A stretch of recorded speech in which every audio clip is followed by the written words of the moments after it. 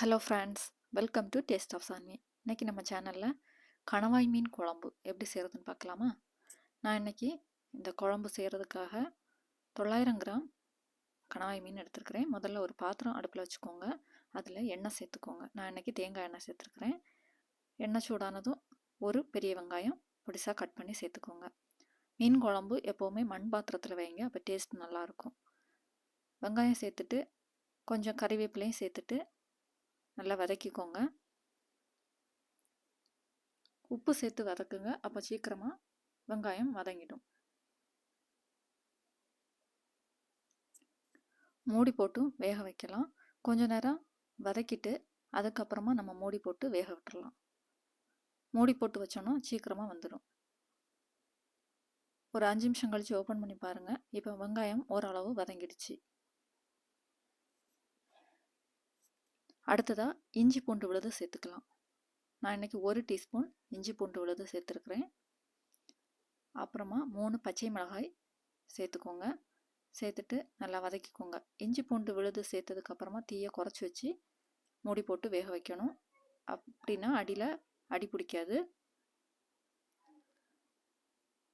அடுத்ததாக ஒரு தக்காளி, நான் பெரிய சைஸ் தக்காளி சேர்த்துருக்குறேன்.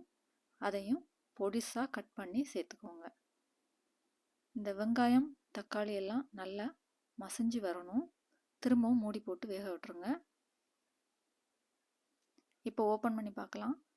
பாருங்கள், தக்காளி ஓரளவு வதங்கிடுச்சு. அந்த கரண்டி வச்சு நல்லா மசிச்சு விட்டுடலாம். அடுத்ததாக மசாலா பொருட்கள் சேர்த்துக்கலாம். நான் இன்றைக்கி 2 டீஸ்பூன் மிளகாய்த்தூள் சேர்த்துருக்குறேன். 3 டேபிள் ஸ்பூன் மல்லித்தூள் சேர்த்துருக்குறேன். மல்லித்தூள் நிறைய சேர்த்தோம்னா கிரேவி கொஞ்சம் திக்காக வரும். அதனால் மல்லித்தூள் ஜாஸ்தியாக சேர்த்துக்கணும். அதனால் நான் 3 டேபிள் ஸ்பூன் மல்லித்தூள் சேர்த்துட்டு 1/2 டீஸ்பூன் மஞ்சள் தூள் சேர்த்துருக்குறேன். இப்போது இந்த மசாலாவோட பச்சை வாசனை எல்லாம் போகணும். அதுக்காக கொஞ்ச நேரம் நல்லா வதக்கிக்கோங்க.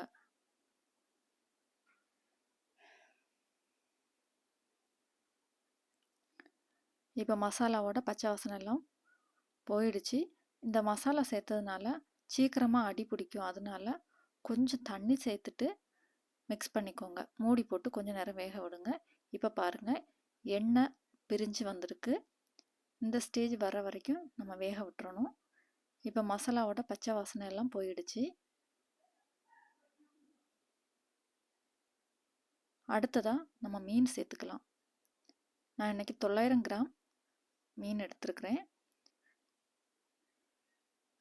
கணவாய் மீன் குழந்தைங்களுக்கும் கொடுக்கலாம். இதில் முள் இருக்காது. அதனால நம்ம தைரியமாக குழந்தைங்களுக்கும் கொடுக்கலாம். அப்புறமா உப்பு சேர்த்துக்கோங்க. ஏற்கனவே நம்ம உப்பு சேர்த்துருக்குறோம். வெங்காயம் வதக்கும்போது கொஞ்சமாக சேர்த்தோம்.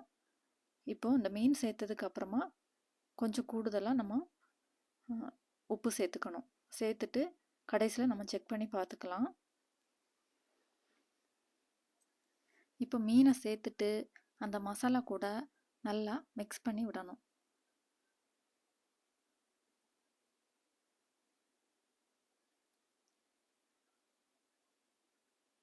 திரும்பவும் மூடி போட்டு கொஞ்ச நேரம் வேக விட்டுருங்க.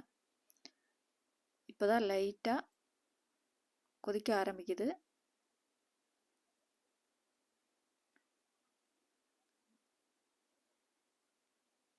அடுத்ததாக நம்ம தேங்காய் பேஸ்ட்டு சேர்த்துக்கலாம். நான் இன்றைக்கி ஒரு பவுல் தேங்காய் எடுத்து நல்லா நைஸாக அரைச்சி சேர்த்துருக்குறேன். தேங்காய் கூட வேறு எதுவுமே நம்ம சேர்த்து அரைக்க வேண்டாம். வெறும் தேங்காய் மட்டும் நல்லா நைஸாக அரைச்சி சேர்த்தா போதும். அப்புறமா அந்த மிக்ஸி ஜாரை கழுவி அந்த தண்ணியை சேர்த்துக்கோங்க.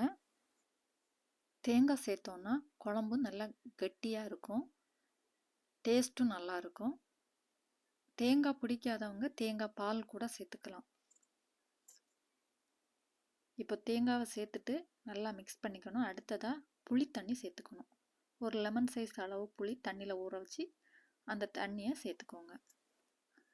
மீன் குழம்புல தேங்காய் புளி எல்லாம் சேர்த்து பண்ணணுன்னா டேஸ்ட்டு ரொம்ப நல்லாயிருக்கும். இப்போது இந்த புளியோட பச்சை வாசனை எல்லாம் போகணும். அதனால் நல்லா மிக்ஸ் பண்ணி விட்டுட்டு மூடி போட்டு ஒரு 10 நிமிஷம் அப்படியே விட்டுருங்க. இப்போ பாருங்கள், நல்லா கொதிக்குது. மீன் குழம்பு நல்லா கொதிச்சதுக்கு அப்புறமா தீயை குறைச்சி வச்சு மூடி போட்டு ஒரு 5 நிமிஷம் அப்படியே விட்டுருங்க. இப்போ ஓப்பன் பண்ணி பாருங்கள், மீன் குழம்பு நல்லா குறுகி வந்திருக்கு. இந்த அளவுக்கு குறுகுனதுக்கு அப்புறமா நம்ம தீயை ஆஃப் பண்ணிடலாம். இந்த கணவாய் மீன் குழம்ப ஒயிட் ரைஸ் கூட வச்சு சாப்பிடுங்க, அவ்வளோ அருமையாக இருக்கும். அப்புறமா இட்லி, தோசை இந்த டிஃபனுக்கும் நம்ம தொட்டுக்கிறதுக்காக யூஸ் பண்ணலாம். ரொம்பவே நல்லாயிருக்கும். குழந்தைங்களும் விரும்பி சாப்பிடுவாங்க. நீங்களும் இதே மாதிரி ஒரு தடவை செய்து பாருங்கள். செய்து பார்த்துட்டு எப்படி இருந்துன்னு சொல்லுங்கள். பாருங்கள், ரொம்ப சூப்பராக வந்திருக்கு. எண்ணெயெல்லாம் பிரிஞ்சு அழகாக வந்திருக்கு. இந்த கணவாய் மீன் குழம்ப செய்து பார்த்துட்டு இந்த வீடியோ எப்படி இருந்ததுன்னு சொல்லுங்கள். நான் ஏற்கனவே கணவாய் மீன் ரெசிபிஸ் நிறைய போட்டிருக்கிறேன். கணவாய் மீனில் பொரியல் செய்கிறது, கணவாய் மீன் தொக்கு, அப்புறமா இன்னொரு மெத்தடில் கணவாய் மீன் குழம்பு செய்கிறது. இந்த வீடியோஸ் எல்லாமே போட்டிருக்கிறேன். அந்த வீடியோவோட லிங்கையும் நான் கீழே டிஸ்கிரிப்ஷனில் கொடுக்குறேன். செக் பண்ணி பார்த்துக்கோங்க. அந்த ரெசிபிஸ் எல்லாம் எப்படி இருக்குதுன்னு சொல்லுங்கள். அப்புறமா இந்த கணவாய் மீன் குழம்பு பற்றியும் கமெண்ட் பண்ணுங்கள். பிடிச்சிருந்ததுன்னா லைக் பண்ணி ஷேர் பண்ணுங்கள். மறக்காமல் எங்கள் சேனலுக்கு சப்ஸ்கிரைப் பண்ணி சப்போர்ட் பண்ணுங்கள். நன்றி. வாழ்க வளமுடன்.